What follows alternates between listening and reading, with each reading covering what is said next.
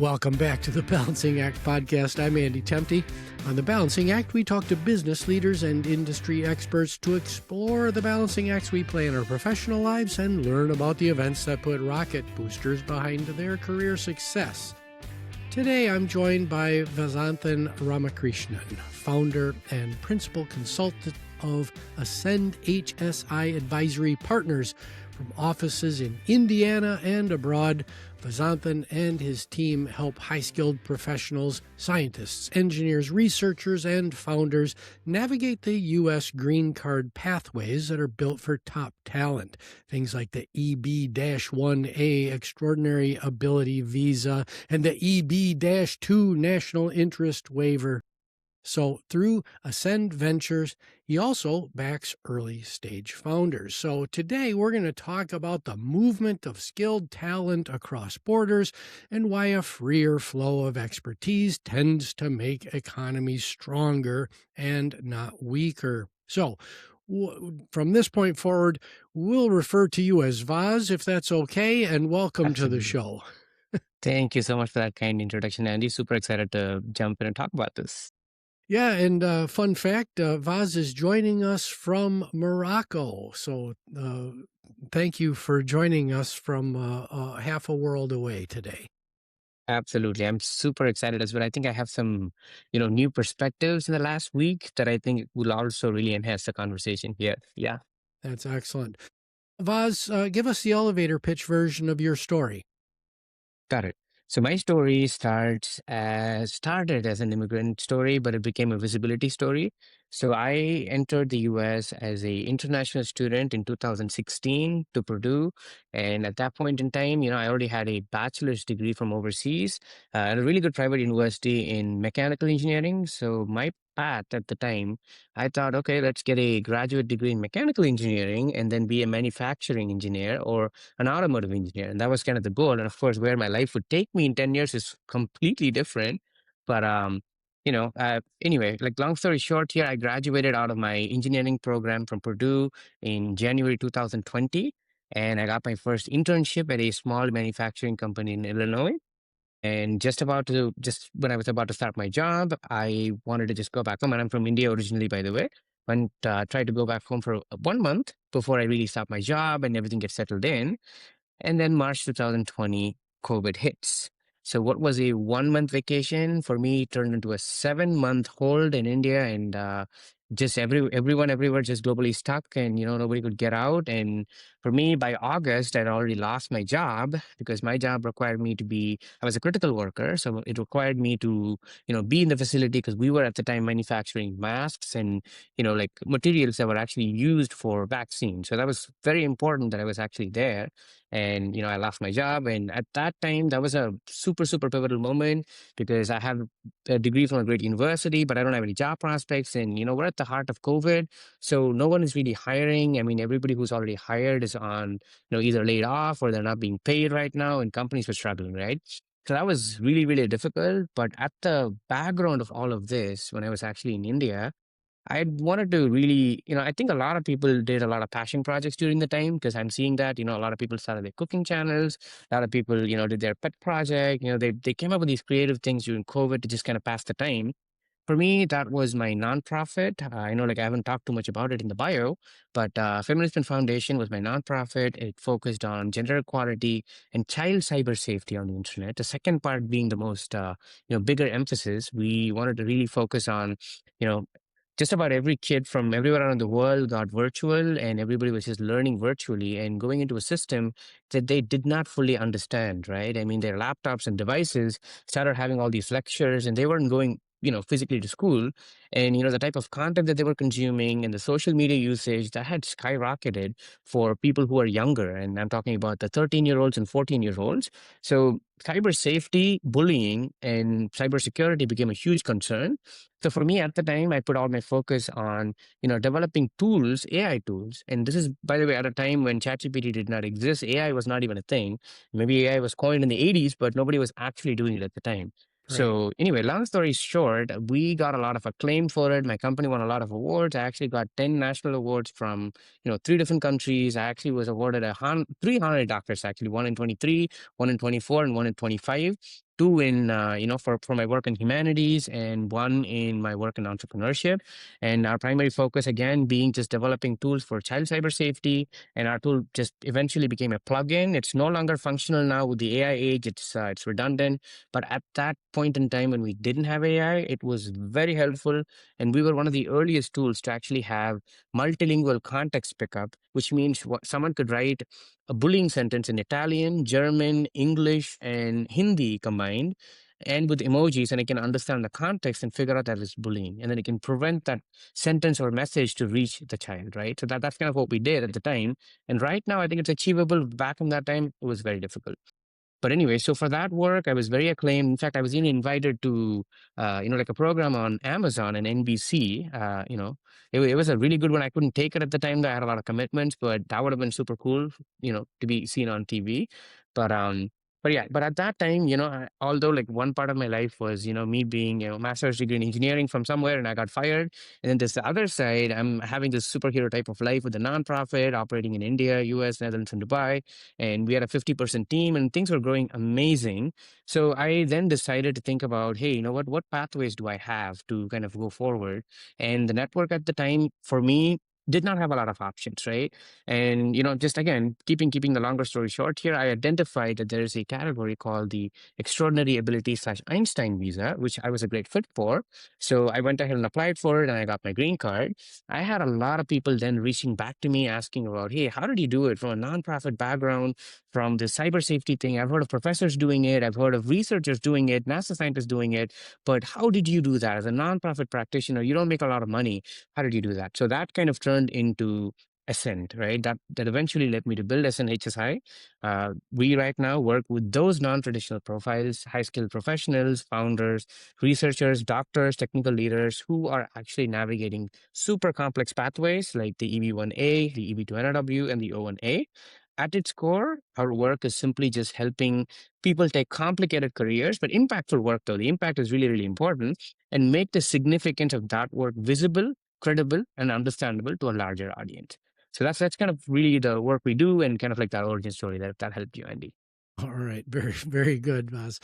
Rocket Booster, do you have a mentor in your life or an event that just really, really accelerated you? What was it, the work with the cybersecurity nonprofit? I would say definitely the nonprofit, right? That's the thing, because I never really saw myself as a nonprofit practitioner before that, because I saw myself as an engineer all my life. I do think that I'm still an engineer, but having all that success in nonprofit helped me understand the one key thing that is making Ascent successful, which is you don't need to mix your formal education and your past experience into what you're doing. Sometimes your passion can just overpower everything. You're so passionate about something that you're learning, and you kind of like your success just, I guess, like quadruples in speed and efficiency, right? And you just get so good at something because you're so passionate. So for me, that was the nonprofit, and then I turned the nonprofit into SNHSI. We still do the same core of the work that we're helping, people really get recognized, and we're getting these basic rights done for folks. But at a fundamental level, my rocket booster is definitely my nonprofit experience as an entrepreneur, specifically nonprofit entrepreneur, that really skyrocketed me to where I am right now. Yeah. So let's talk about Ascend HSI and what it actually does. Who are the people that you're helping, and explain these extraordinary ability pathways just a little bit more for our listeners. Got it. All right. So, like I said, primarily we work with, I mean, we have a lot of categories, but the ones that I wanted to focus on was the EB1A, the EB2NRW, and then the O1A pathways, because they're the most common pathway that we work on. So, the EB1A, which is the Extraordinary Ability Green Card, or otherwise called as the Einstein visa. Einstein didn't really get it, by the way. It was it was really coined in 1990, but I think the easiest way for people to remember it, hey, you're like Einstein, you'll get it. That's the understanding. But there is a lot of misunderstanding that it is only for Nobel Prize winners, but not really. People who have had strong evidence of recognition, they've made really original contributions in their work, can actually qualify. A good example that I can actually talk about is, and this is a real client, by the way, right? I mean, I had a senior VP person at a huge bank, right? I just cannot name the bank for privacy reasons, but that bank in the 2017 and 18 time was the earliest bank in the world to come up with digital solutions and the digital app. Right now, it's so common, and you talk to someone that, oh, you know what, your bank has an app. we're gonna get laughed out because it's like every bank has an app. But in the 2017 and 18 time, transactions were just largely manual, and you didn't have an app for it.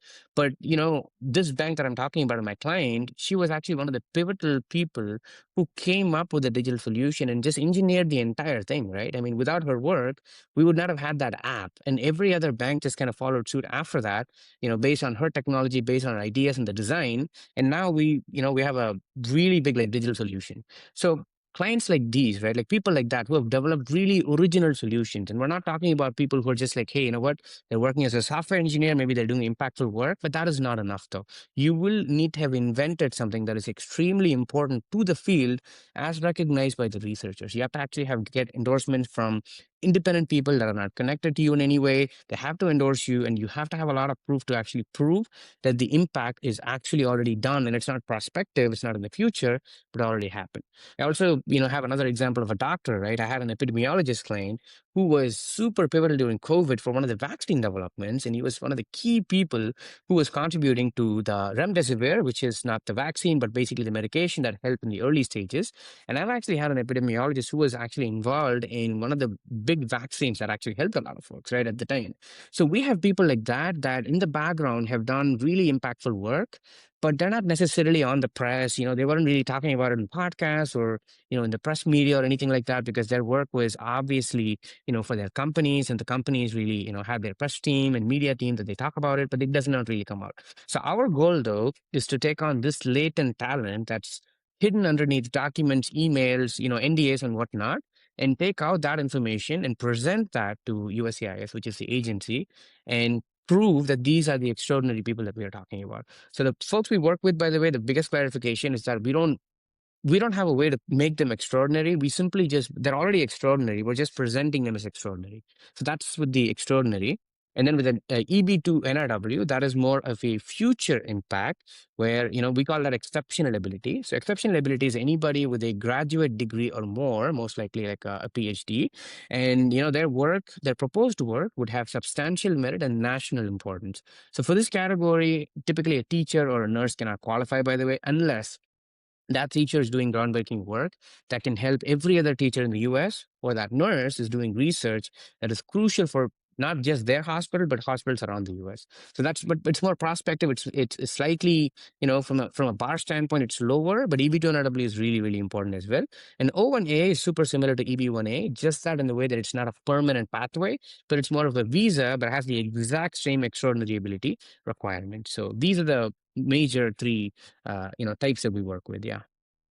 Well, thanks for that primer on those. Most of us in the business world have heard of and used the H-1B visa. How do these compare to H-1B? Got it. So H-1B, I would say, is more of a starting point. I think for a lot of, like I know with a lot of STEM talent, like, people have their degrees in like, science, technology, engineering, and management. And, their first pathway is usually just a H-1B. It is kind of like a two-way pathway where, tech companies and, hospitals, rural hospitals, hospitals even use that a lot, by the way. I found that out later. But it is kind of like a pathway between, these companies, hospitals, to be able to hire talent that is not already there. It goes through a lot of rigorous checking that if an American worker is actually available to fill that job would not be qualifying for an H-1B. But any job that cannot at the time, for geography and time, cannot be filled by an American worker, that is when a H-1B gets into the picture. And then the professional will need to have at least a bachelor's degree. Most H-1Bs already have a master's degree or higher. Some even have a PhD for that.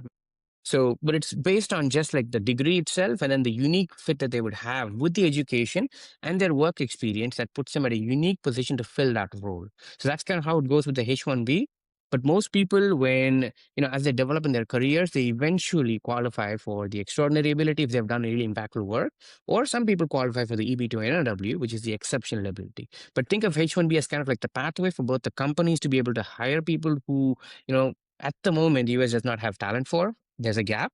And also for the applicants to also kind of have a pathway to temporarily work on a visa that allows them to do the work that they're doing.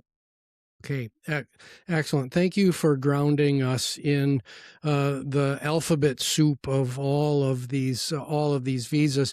We're going to take a really short commercial break, and we'll be right back with Vaz to talk more about the free flow of intellectual capital. Want to understand money, markets, and the economy to make better financial decisions? I'm Andy Temte. Join me every Saturday morning for Money Lessons with Andrew Temte on YouTube or your favorite podcast streaming service.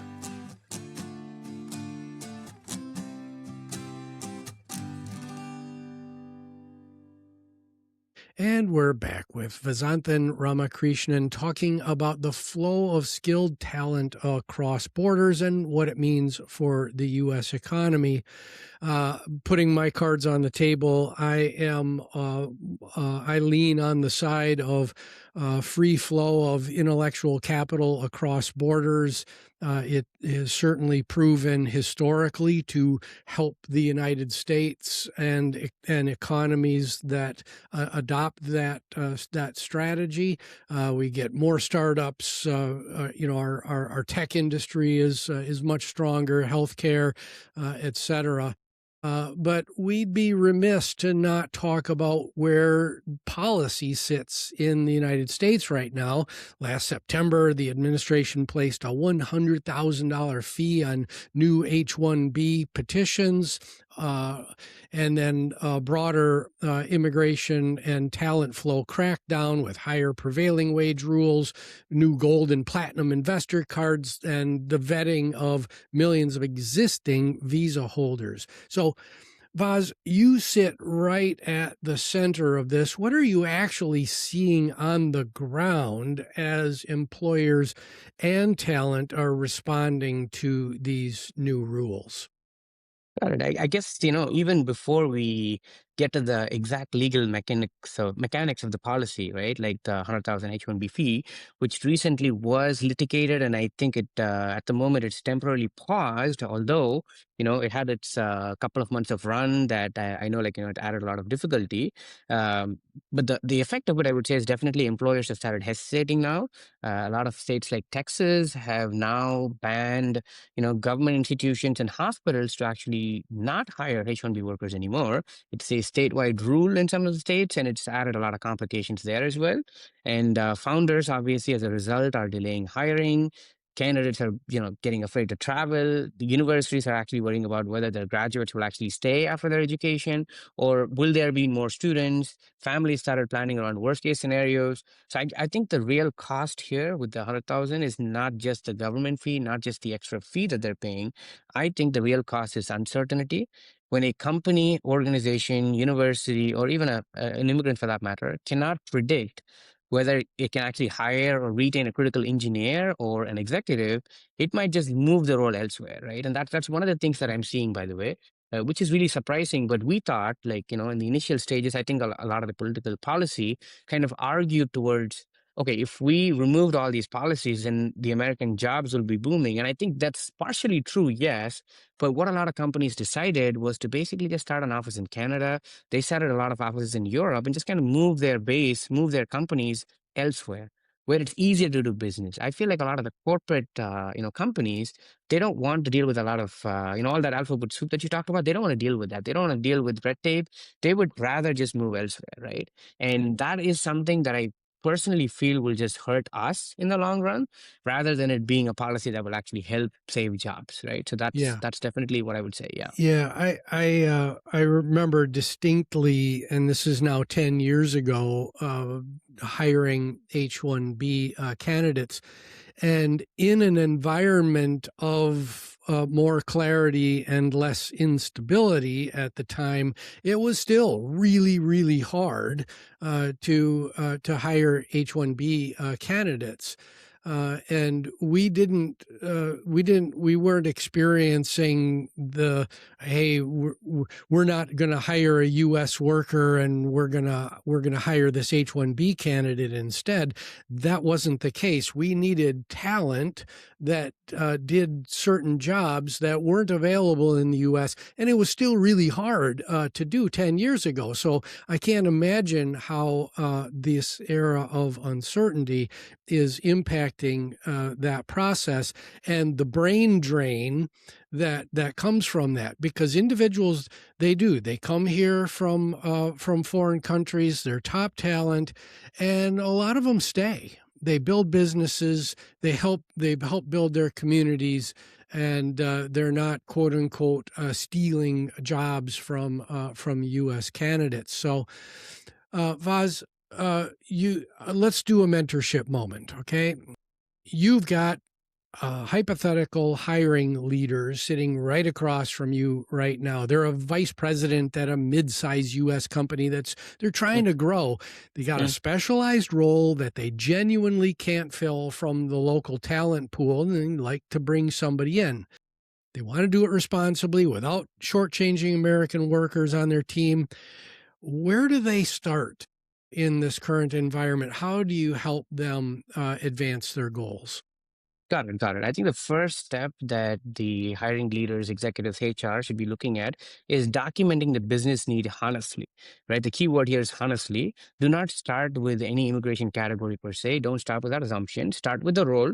What is the problem that actually needs to be solved? What skills are genuinely required? What has that company or the HR, the executive done to recruit locally?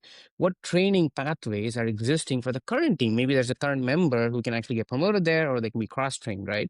Look at all of that first. Second, pay fairly. And that's an obvious thing, of course, but if the company's reason for hiring either abroad or like a foreign worker is simply because they can't get anyone cheaper, that is not the right mindset. Obviously, that's not the right one. Responsible talent mobility should be about specialized skill, not about wage arbitrage, right? And I don't think companies are doing that, but I just want to make that clear there. And then third thing is integrate the foreign hire into the American workforce rather than treating them as a substitute for it. And this is a topic that gets debated a lot, though, that they're not really coming in to replace, but they're coming in to basically create a system, right? The best cases are where the person comes in, helps build capacity. Maybe we can mentor local employees, transfer the specialized knowledge, help the company enter a new market, maybe support product development, or enable the team to grow. So that way, we're getting a win-win situation where you're filling in a really talented worker who's coming in and integrating with the team rather than replacing a team. They're coming in to build a larger team. They're coming in to expand the product. They're coming in to work on the long-term vision of the company.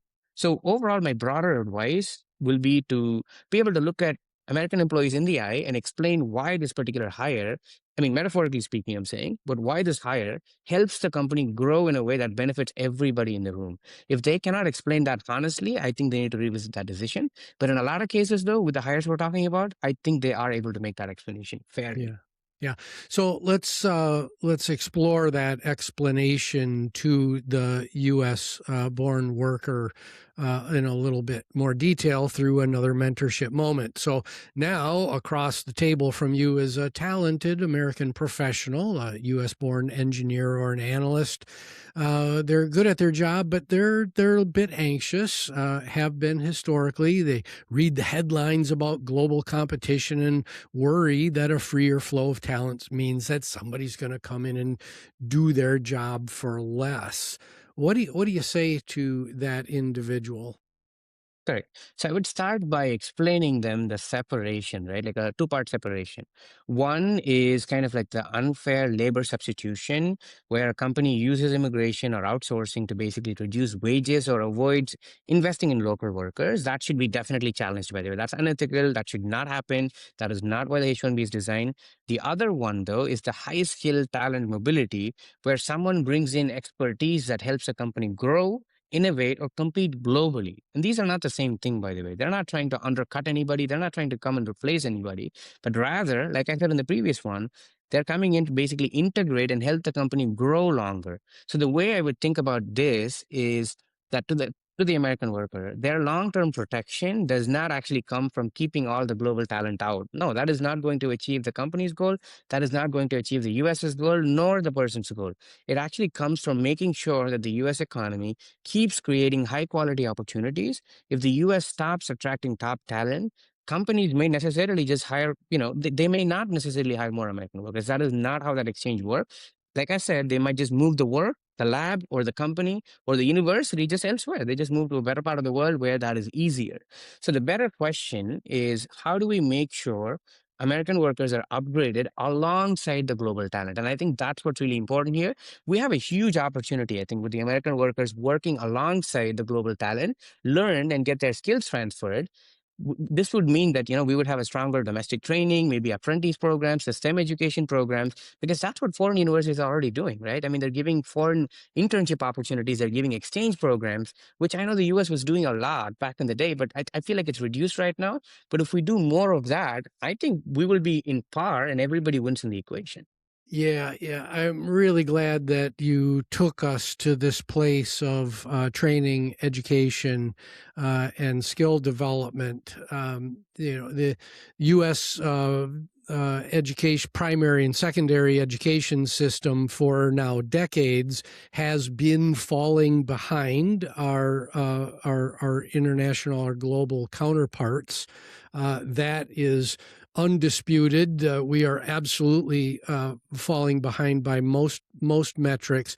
So it is the education and training of local talent and really investing there that is going to help keep American workers competitive, because you can try to close borders all you want, but we are competing in a global economy.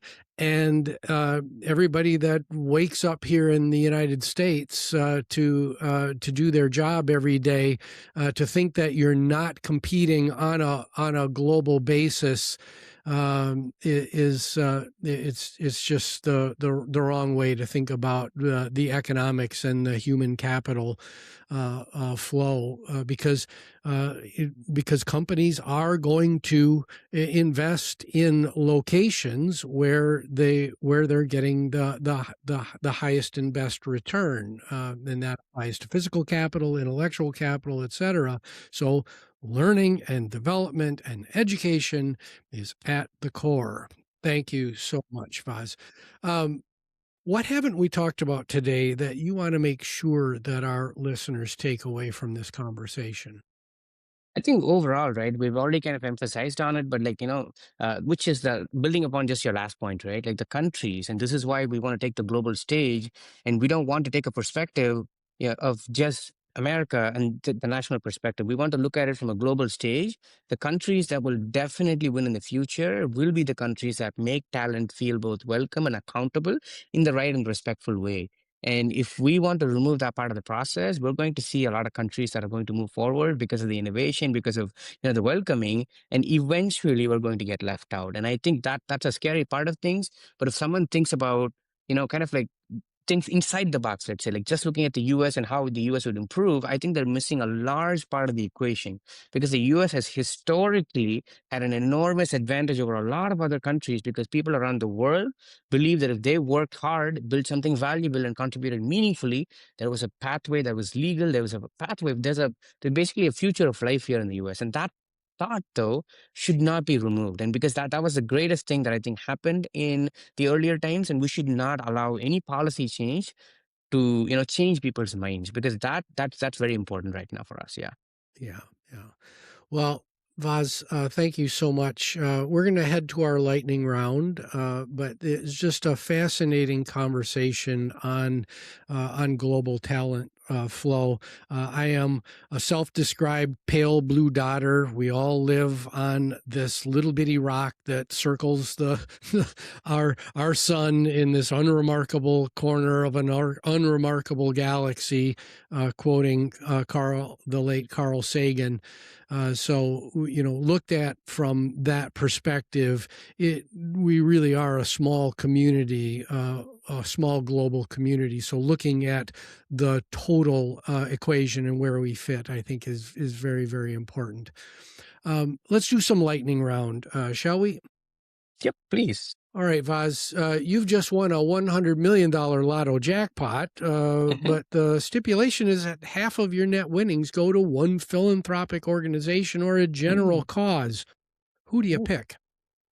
For me, I would absolutely pick an organization that allows education access for really talented students from low and middle income families, especially students who have the ability but not the visibility or the access or the financial support to reach their potential. Because I personally believe that the future is with the next generation. We need to invest a lot in that generation because right now, as you said, right, we're a small part of things, right? In 40 years, 50 years, 60 years, you and me, we're probably not going to be here in this world. And we're going to leave this world to the next generation. And if we, in our time, do not invest in the future generation, they don't have anything to, build upon, right? They don't have a back, they will not have a foundation. Maybe you and me, we've had our difficulties, but, we will want to be able to build a foundation for the future generation. So for me, that is where my definitely, that is where I'd put my money, though, because I believe talent is everywhere, but access is not. So let's invest in that access for our future generation. Yeah, excellent. Vaz, I give you access to a really small time machine and you can send a message to an earlier version of yourself. What's the message and what previous version do you send it to? Okay. So I would backtrack maybe 6 years actually, because that was the time when, I'd gotten my first internship and, I eventually lose it. And then I'm in this world of uncertainty and I'm like, okay, I don't know what to do. So I would tell that version of me to not underestimate the value of my own story. I'm going to tell him that, hey, you're going to spend years helping people, helping other people explain their work, through the nonprofit, getting basic rights for people and through like a lot of the work that you'll be working with wonderful immigrants, you're going to help them explain their work, present it in the best way possible. But first you need to learn that your own journey also has value, because I had a lot of dilemma back in the time that I was not sure if I was valuable, if I actually deserved the Einstein visa. There was a lot of, and even today a lot of people actually have that question. So I would tell him not to confuse speed with direction, because I was going slower, but that does not mean that I don't have direction. Early on, I was always thinking of like, hey, you know what, I should move fast. I'm too old, and I'm not there yet. So I want to like, really take out those thoughts. So that's like really the advice I would be giving to my younger self, and honestly, even to my, I think to your viewers, right? That would definitely be my message. Yeah. Vaz, we are all works in progress. What are you focused on right now in your personal journey of growth? Got it. I'm actually working on becoming a better long-term builder, right? I mean, because I've already built a lot of stuff that in the short term has brought me a lot of success. I've published 2 books. One of it was actually a national bestseller. And, I have 5 companies right now. I have 2 nonprofits. I'm doing really good. But I think like in the early stage of building a company, from my experience, you survive through intensity because you're just super, super passionate about the problems. You solve the problems quickly. You carry a lot of things personally and you move through sheer force. But as the organization grows, the founder, the team, the company, everything has to evolve. You have to then build systems, trust people, trust your employees, trust your team members, trust your clients, communicate more clearly, and make fewer decisions from urgency, but rather from strategy. So my personal work right now is learning how to move from that intensity to intentionality, how to build something that is not just successful this year, but maybe something that's durable for the next 10, 15, 20 years. Stewardship mindset is a really important shift in leaders. So thank you so much for sharing. Vaz, where can folks find you and Ascend HSI? The easiest way is definitely just type our company's name, Ascend HSI Advisory Partners, on Google. Most likely they'll be navigated to the website. And our LinkedIn is also a great resource, by the way, because I'm super LinkedIn under my name as well, Vasanthan Ramakrishnan, or the company's LinkedIn. We post just about every day with a lot of content. We also have a newsletter going, which they can sign up through the LinkedIn. So I would say like anybody in the industry, they can be a founder, they can be like it can be like just like a company that's like looking to hire workers maybe, and they're just maybe starting out, college student. Our LinkedIn and website are the best first choices for them to like take a look at. Yeah. Vaz, thank you so much for joining us today. It's been a really a pleasure getting to know you and to discuss this really important subject of human capital mobility. Likewise, I really enjoyed the conversation, Andy. Thank you so much for giving me that platform. I think, it was super, super interesting. The questions were, really point on, and I think we had a really good discussion. I really enjoyed it, and I'm hoping your readers also enjoy it. Excellent. Well, my name is Andy Tempty. This is the Balancing Act Podcast. You can find the show on all the major streaming services as well as out on YouTube. Please like, subscribe, rate, and most importantly, share this public educational good with your friends, your family, your colleagues, and maybe a neighbor. The show is produced by Nicholas Tempty, and we'll see you next time on The Balancing Act.